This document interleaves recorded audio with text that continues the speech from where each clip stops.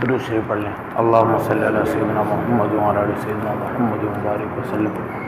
رب اشرح لی صدری ویسر لی امری الحمدللہ وکفا وسلام علی عبادہ الذین اصطفى، اما بعد فاعوذ باللہ من الشیطان الرجیم، بسم اللہ الرحمن الرحیم۔ لو انزلنا هذا القرآن على جبل لرأيته خاشعا متصدعا من خشية الله، وقال الله تبارك وتعالى إن الذين قالوا ربنا الله ثم استقاموا تتنزل عليهم الملائكة ألا تخافوا ولا تحزنوا وَأَبْشِرُوا بِالْجَنَّةِ الَّتِي كُنْتُمْ تُوعَدُونَ۔ وقال النبي صلى الله عليه وسلم إنما بعثت لمكارم الأخلاق۔ سبحان ربك رب العزة عما يصفون وسلام على المرسلين والحمد لله رب العالمين۔ اللهم صل على سيدنا محمد وعلى آل سيدنا محمد وبارك وسلم۔ اللهم صل على سيدنا محمد وعلى آل سيدنا محمد وبارك وسلم۔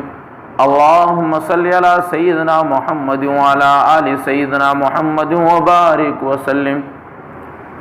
بزرگوں اور دوستوں، اللہ رب العزت نے ہمیں مسلمان بنایا، ایمان کی دولت سے نوازا۔ اس پر ہم جتنا ہو سکے اللہ رب العزت کا شکر ادا کریں کہ اللہ رب العزت نے بغیر مانگے ہمیں یہ نعمتیں عطا فرمائی ہیں۔ میں نے پچھلے ہفتے اور اس سے پچھلے ہفتے چند باتیں عرض کی تھی، اور ارادہ تو یہی کیا تھا کہ اس کو ایک ہفتے میں مکمل کر لوں، لیکن اتنی لمبی چلی کہ یہ تیسرا ہفتہ ہے۔ انشاءاللہ آج میں کوشش کروں گا کہ اس کو یہیں پہ مکمل کروں۔ تو میں نے عرض کیا تھا کہ 6 چیزیں وہ ہیں جو کرنے کی ہیں، جو ہمارے اسلاف ہمارے بزرگ بتاتے ہیں، اور 6 چیزیں وہ ہیں جو نہ کرنے کی ہیں۔ ان میں سے کرنے کی 5 چیزیں میں نے عرض کی تھی۔ 6ٹھی چیز دعوت و تبلیغ، اس کو ذرا آخر میں لیتے ہیں۔ پہلے وہ جو چیزیں جو نہ کرنے کی ہیں ان کو مختصر انداز میں لے لیتے ہیں۔ پہلی چیز ہے غرور۔ غرور یہ غین سے ہے۔ انسان اپنے اندر غرور کہتے ہیں گھمنڈ کو، تکبر کو۔ انسان اپنے اندر غرور اور گھمنڈ اور تکبر نہ لائے۔ تکبر اور غرور، گھمنڈ، یہ بڑائی اللہ رب العزت کی شان ہے۔ حدیث میں آتا ہے کہ کبریائی اللہ کی چادر ہے۔ جو شخص بھی اللہ رب العزت کی چادر کو چھیننے کی کوشش کرتا ہے اللہ رب العزت اسے کہیں کبھی نہیں چھوڑتے ہیں۔ قرآن مقدس کے اندر بعض الفاظات ہیں وہ استعمال ہوئے ہیں، بعض بزرگ ان الفاظ کو استعمال کرنے سے بھی پرہیز کیا کرتے تھے۔ جیسے فرعون نے تکبر کیا اور انہوں نے انا کا لفظ استعمال کیا، اور اللہ رب العزت نے فرعون کو برباد کیا۔ شیطان نے انا کا لفظ استعمال کیا، اللہ رب العزت نے اسے بھی برباد کیا۔ سورہ یوسف کی تفسیر لکھتے ہوئے شیخ ذوالفقار احمد نقشبندی دامت فیوزہم لکھتے ہیں کہ یوسف علیہ السلام کے بھائیوں نے یوسف علیہ السلام کو جب کنویں میں ڈالنے کی پلاننگ کی، اس وقت انہوں نے کہا تھا کہ ہم زیادہ ہیں، نحنو کا لفظ استعمال کیا۔ تو آخر کے اندر حضرت لکھتے ہیں کہ ان کو بھی شرمندہ ہونا پڑا۔ تو فرماتے ہیں کہ ہم یہ جو لفظ ہیں، یہ لفظ جس نے بھی استعمال کیے انہیں شرمندہ ہونا پڑا۔ اس لیے بعض بزرگوں کی زندگیوں میں ملتا ہے وہ اپنے آپ کو میں کہہ کر نہیں پکارتے ہیں، کہتے ہیں کہ یہ عاجز کہتا ہے، یہ فقیر عرض کرتا ہے، تو پتہ چلا کہ انسان کے اندر میں جو ہے یہ انسان کو میں پتہ نہیں کہاں سے کہاں تک پہنچا دیتی ہے۔ ایک بزرگ گزرے ہیں فضل علی قریشی رحمۃ اللہ علیہ، وہ اپنے مریدین کو، اپنے شاگردوں کو سمجھایا کرتے تھے مثال دے کر کہ بیٹو بکری میں کرتی ہے، اللہ رب العزت نے اس کو ذبح کروایا اور پھر اس کی جو کھال ہوتی ہے، اس کھال کی جو رسی بنائی جاتی ہے، فرماتے جب چرخے میں اس کو ایسے گھمایا جاتا ہے تو اس وقت رسی جب کھینچتی ہے تو تو کی آواز نکلتی ہے، تو فرماتے کہ میں بکری نے کیا، اللہ رب العزت نے اس کو ذبح کروا کے اس کی کھال کے ذریعے سے تو کے لفظ کہلوائے۔ لوگو اگر تم نے بھی میں کیا، اللہ رب العزت ضرور بضرور تمہیں بھی برباد کریں گے۔ تو انسان اپنے اندر تکبر، بڑائی، گھمٹ یہ نہ لائے۔ یہ جس کے اندر بھی آیا، میں جس کے اندر بھی آئی، اسے اللہ رب العزت نے برباد کیا۔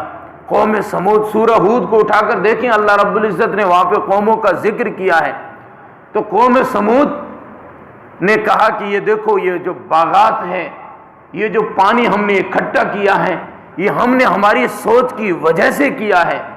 ان کے اندر انانیت آ گئی، میں آ گئی، اللہ رب العزت نے انہیں بھی کہیں کا نہیں چھوڑا۔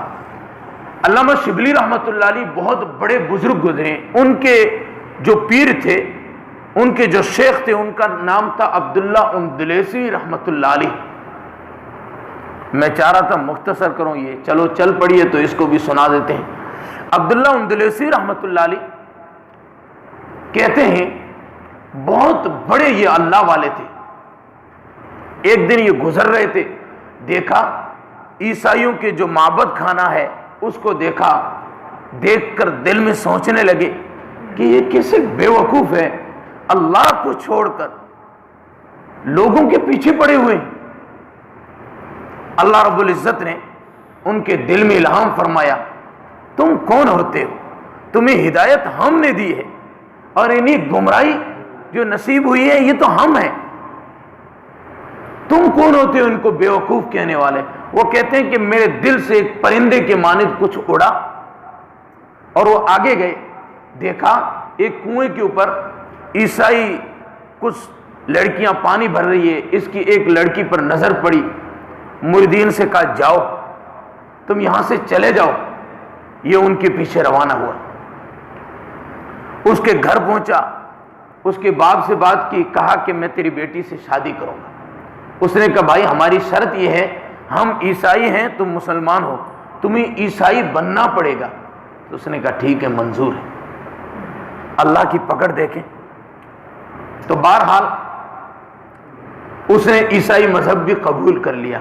تو اس نے کہا کہ میرے یہاں چند دنوں تک تمہیں نوکری کرنی پڑے گی، 2 سال یا کچھ مہینے، اور کہا ڈیوٹی یہ ہے، یہ جو میرے جانور بد ان کو تمہیں سنبھالنا ہوگا۔ اب یہ جس عصا کے ساتھ، جس جبے کے ساتھ جمعہ کا خطبہ دیا کرتے تھے، اسی عصا اور اسی جبے کے ساتھ خنزیر چرانے جایا کرتے تھے۔ ان کے شاگرد جو تھے وہ بہت سارے تو ان سے بدظن ہو گئے، لیکن شبلی رحمۃ اللہ علیہ سچے تھے کہ میرے بزرگ جو ہے، میرے شیخ جو ہیں یہ سچے ہیں، اللہ کی پکڑ ضرور آئی ہے لیکن اللہ رب العزت اسے ضرور جلد معاف کر دے گا۔ ڈھونڈتے ڈھونڈتے اس علاقے میں پہنچے، پوچھا تو کہا کہ ہاں فلاں قسم کا آدمی ادھر اس جنگل میں جاتا ہے۔ شبلی رحمۃ اللہ علیہ کہتے ہیں کہ جب میں وہاں پہنچا، میں نے جب اپنے استاد کو دیکھا ہے، اپنے شیخ کو دیکھا ہے، میں رونے لگ گیا۔ مجھے روتا دیکھ کر وہ بھی رونے لگ گئے۔ کتابوں میں لکھا ہے کہ یہ شیخ اور مرید اتنے روئے ہیں، اتنے روئے ہیں، انہیں روتا دیکھ کر جانور بھی رونے لگ گئے تھے۔ پھر اللہ رب العزت نے ان پر رحم فرمایا، ان کے دل میں واپس الہام فرمایا۔ یہ پاس میں ایک تالاب تھا، وہاں پہ نہائے، اور پھر کہتے ہیں کہ ایک پرندے کے مانند میرے دل پر آ کے بیٹھا۔ جب تالاب سے نہا کے واپس وہ نکلے، کہتے ہیں کہ اللہ رب العزت کی معرفت اور انوارات کی میرے اوپر اتنی بارش ہو رہی تھی، اتنی کبھی بھی بارش نہیں ہوئی۔ کسی نے پوچھا آپ کی یہ پکڑ کس وجہ سے آئی؟ تو کہا کہ میں نے دل میں سوچا تھا کہ مجھے دیکھو، میں اللہ کی عبادت کر رہا ہوں، اللہ رب العزت نے مجھے عقل دی ہے، ان کو دیکھو نا، یہ بے وقوف ہے جو اللہ کو چھوڑ کے دوسروں کی عبادت کر رہے ہیں۔ یہ جو کہا کہ میرے اندر انانیت آ گئی تھی، میرے اندر میں آ گئی تھی، اللہ رب العزت نے میری پکڑ کی اور مجھے احساس دلایا، میرے بندے جو تو عبادت کرتا ہے تیرا کمال نہیں ہے، کمال اس رب کا ہے جو کمال والا ہے۔ تو انسان کبھی بھی اپنے اندر میں نہ لائے، تکبر نہ لائے کہ میں بھی کچھ ہوں۔ اور دوسری چیز غصہ، یہ بھی غین سے ہے۔ غصہ ایک حد تک ضروری ہے، انسان کے اندر غیرت ہونی چاہیے، لیکن غصہ جائز کاموں میں آنا چاہیے۔ عام چھوٹی چھوٹی باتوں پر غصہ نہ آنا چاہیے۔ حضرت پیر صاحب سے ایک بندہ ملا، کہنے لگا کہ حضرت مجھے چھوٹے بچوں پہ بہت غصہ آتا ہے۔ حضرت نے کہا بڑوں پہ اس لیے نہیں آتا ہے کہ اگر غصہ کرے تو ٹھوک دیں گے، چھوٹے بچوں کو اس لیے کرتا بیچارے وہ کچھ نہیں کر سکتے۔ تو غصے میں آ کر انسان بعض مرتبہ وہ فیصلے کر بیٹھتا ہے، بعد میں پچھتاتا ہے، ہائے افسوس میں نے غصہ نہ کیا ہوتا۔ انسان اپنے نفس پر کنٹرول کرنا سیکھے۔ کتابوں میں ایک لکھا ہے کہ ایک بزرگ کے پاس ایک آدمی آیا، کہنے لگا کہ حضرت میں یوں ہی غصے میں آیا ہوں، غصے میں آ کر بیوی کو میں طلاق دے بیٹھا، اب کوئی راستہ ہے بیوی میرے پاس آ جائے؟ اس بزرگ نے کہا مجھے یہ بتائیں، آج تک کسی نے ہنستے ہوئے اپنی بیوی کو طلاق دی ہے؟ کہا آئیے میں آپ سے بڑا خوش ہوں، اس لیے خوشی میں آپ کو طلاق دے رہا ہوں۔ دیتا تو ہر بندہ غصے میں ہے، لیکن اتنے غصے میں کیوں آئے؟ آپ اپنے آپے سے باہر ہو گئے۔ تو انسان اپنے غصے پر کنٹرول کرنا سیکھے۔ تیسری چیز یہ بھی غین سے ہے، یہ ہے غفلت۔ غفلت جو ہے انسان کو بہت بڑے بڑے کاموں سے روک دیتی ہے۔ انسان اپنے اندر غفلت کو دور کرے۔ اور چوتھی چیز ہے غیبت۔ غیبت بہت برا گناہ ہے۔ الغیبت اشد من الزنا۔ اشد اس میں تفضیل کا لفظ استعمال کر کے اللہ کے محبوب صلی اللہ علیہ وسلم فرماتے ہیں کہ غیبت جو ہے، پیٹھ پیچھے کسی کی برائی کرنا، یہ زنا سے بھی، بد فعلی سے بھی بری ہے۔ تو عام طور پر انسان کی زندگی میں جو پریشانی آتی ہے، یا تو گھمنڈ سے، غرور سے آتی ہے، یا پھر غصے سے آتی ہے، یا پھر غفلت سے آتی ہے، یا پھر دوسرے کی غیبت کرنے کی وجہ سے دلوں کے اندر نفرتیں پیدا ہوتی ہیں۔ جس بندے کی ہم نے غیبت کی ہے اس تک یہ جب بات پہنچے گی اس کا دل دکھے گا۔ غیبت کرنے والے کے بارے میں آتا ہے کہ غیبت کرنے والا گویا کہ اپنے مردار بھائی کا گوشت کھا رہا ہے۔ کیوں؟ کہ جس طرح مردار بھائی کا گوشت کھانے میں اسے پتہ نہیں چلے گا، بالکل اسی طرح اس کے پیٹھ پیچھے برائی کی اسے پتہ نہیں چلا ہے، لیکن جب پتہ چلے گا اسے بڑی تکلیف ہوگی۔ تو چوتھی چیز ہے غیبت، اس سے انسان پرہیز کرے۔ اور پانچویں چیز ہے غلو۔ غلو کہتے ہیں حد سے زیادہ تجاوز کرنے کو، یعنی شریعت نے ایک بات کی حد متعین کی ہے، بندہ آگے چلا جائے۔ ایک بندہ مجھے ملا، کہنے لگا کہ آپ نماز کے بعد کھڑے ہو کے صلاۃ و سلام نہیں پڑھتے ہیں۔ میں نے کہا اللہ کے رسول سے ثابت نہیں ہے، ہم نماز میں تو پڑھتے ہیں۔ تو کہنے لگے نہیں آپ درود کی منکر ہو۔ میں نے کہا نہیں سمجھے نہیں، ہم بیٹھ کے درود التحیات میں کے بعد درود پڑھتے ہیں۔ کہنے لگا نہیں کھڑے ہو کے نہیں پڑھتے۔ میں نے کہا جنازے میں کھڑے ہو کے ہم پڑھتے ہیں۔ کہنے لگا نہیں الصلاۃ والسلام علیکہ یا رسول اللہ نہیں پڑھتے۔ تو میں نے کہا ہم جب مدینے جائیں گے، اللہ ہمیں مدینے لے جائے گا تو روضہ رسول کے سامنے کھڑے ہو کے ہم کہیں گے الصلاۃ والسلام علیکہ یا رسول اللہ۔ تو کہنے لگا ہم جو پڑھتے ہیں اس میں کیا حرج ہے؟ میں نے کہا جناب محترم فجر کے اندر آپ فرض 2 رکعت میں 4 سجدے کرتے ہیں، سجدہ کرنا عبادت ہے۔ شیطان نے ایک سجدہ چھوڑا، اللہ رب العزت نے اسے مردود کر دیا ہے۔ آپ 5 سجدے کیا کریں، 6 سجدے کیا کریں۔ جیسے آپ کہتے ہیں یہ حرج کیا ہے، یہاں بھی کوئی حرج نہیں ہے۔ تو کہنے لگا اللہ کے رسول نے نہیں سکھایا۔ میں نے کہا جناب محترم ہمیں بھی معاف کریں، ہم اس لیے نہیں پڑھتے ہیں وہاں پہ اللہ کے رسول نے ہمیں نہیں سکھایا۔ تو بعض مرتبہ انسان آگے بڑھتا ہے، غلو کر جاتا ہے، کہتا ہے حرج ہی کیا ہے، حرج تو کچھ نہیں ہے، جس کی ہم پیروی کر رہے ہیں جناب محمد الرسول اللہ صلی اللہ علیہ وسلم نے یہ کام کیا ہے یا صحابہ کو کرنے کا حکم دیا ہے، اگر دیا ہے تو یہ کام مبارک ہے، نہیں دیا ہے تو پھر یہ کام نہیں کرنا چاہیے، اس میں غلو نہیں کرنا چاہیے۔ اللہ رب العزت نے دین کو مکمل کر دیا ہے، اللہ رب العزت نے قرآن کو اتارا جسے ہم کہتے ہیں تنزیل دین اللہ نے کیا، پھر نبی پاک صلی اللہ علیہ وسلم پر اترا اور نبی نے دین کو مکمل کیا، اسے ہم بولتے ہیں تکمیل دین نبی نے کیا، پھر صحابہ نے پوری دنیا میں دین کو پہنچایا، اسے ہم بولتے ہیں تکمیل دین صحابہ رضوان اللہ علیہم اجمعین نے کیا، اور پھر امام اعظم ابو حنیفہ نعمان بن ثابت رحمۃ اللہ علیہ نے سب سے پہلے اس کو لکھ کے دیا، علامہ سیوطی رحمۃ اللہ علیہ، علامہ ذہبی رحمۃ اللہ علیہ دونوں لکھتے ہیں من اول دون علم الشریعہ فرتبہ ابوابا فہو ابو حنیفہ، کہ سب سے پہلے دین کو مستقل طور پر باب در باب جس نے لکھا ہے وہ امام اعظم ابو حنیفہ رحمۃ اللہ علیہ ہیں۔ تو تدوین دین لکھنا، دین کو مکمل لکھ کے امام اعظم ابو حنیفہ رحمۃ اللہ علیہ نے دیا ہے۔ تو یہ دین نبی کے زمانے میں، صحابہ کے زمانے میں، خیر القرون قرنی ثم الذین یلونہم ثم الذین یلونہم، علماء لکھتے ہیں کہ 220 ہجری تک کا جو زمانہ ہے، حدیث مبارکہ کے اندر اس کو خیر القرون کا زمانہ کہا گیا ہے۔ تو جتنا دین اس زمانے میں مدون ہو چکا ہے وہی دین اصل ہے، اس کے بعد آگے دین کے اندر انسان غلو نہ کرے۔ دین کے اندر بھی اور بھی دنیاوی معاملات کے اندر بھی بعض مرتبہ انسان حد سے زیادہ غلو کر جاتا ہے تو انسانوں کی نظر میں بھی گر جاتا ہے۔ تو انسان دین میں اگر حد سے زیادہ غلو کرے اللہ اور رسول اللہ صلی اللہ علیہ وسلم کی نظر میں گر جاتا ہے، دنیاوی معاملات میں اگر حد سے زیادہ غلو کر دے تو اللہ نہیں بندوں کی نظروں سے گر جاتا ہے۔ اور چھٹی چیز ہے، یہ بھی غین سے ہے، یہ ہے غل۔ غل کہتے ہیں کینے کو، کسی کے بارے میں دل کے اندر جلن رکھنا، کینہ رکھنا، اس کو قرآن مقدس نے غل کے لفظ سے استعمال کیا ہے۔ تو یہ چھٹی چیز غل سے ہے۔ تو انسان کسی کے بارے میں اپنے دل میں کینہ نہ رکھے، حسد نہ رکھے۔